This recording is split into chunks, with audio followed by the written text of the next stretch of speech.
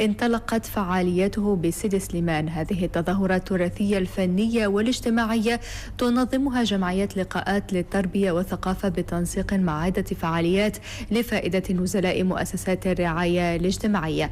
روبورتاج حنان أرسلان والعربي النهيري. بأهازيج شعبية وتراثية انطلقت الدورة العاشرة لمهرجان عاشوراء من مدينة سيدي سليمان. على رأس القافلة بابا عاشور الذي يجسد شخصية تراثية راسخة في ذاكرة المغرب.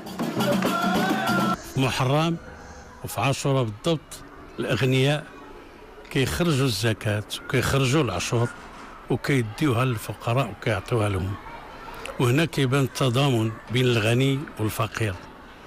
وكذلك عاشوراء هي مناسبة لإدخال السعادة والفرحة على الأطفال الصغار. هذه التظاهرة أدخلت الفرحة على قلوب نزلاء مؤسسة بستان العجزة والبالغ عددهم 33، فرصة للتكافل مع هذه الفئة ومشاركتها فرحة عاشوراء.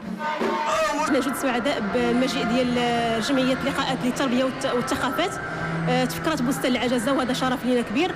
كنتمناو كل عام ان شاء الله تجي وتواكبنا. فيها صلة الرحم، فيها التواصل مع الأجيال، جمعنا ما بين تلاميذ النيابة ديال سيدي سليمان، وطبعا بالتعاون مع التعاون الوطني. اللقاء هذا اللي كان كتميزه واحد النوع من التواصل. أنا تلميذة ابتسام بالفقير من المدرسة القاضي ابن العربي إقليم سيدي سليمان. جئنا للاحتفال في بستان العجزة بهذا اليوم الكريم يوم عاشوراء.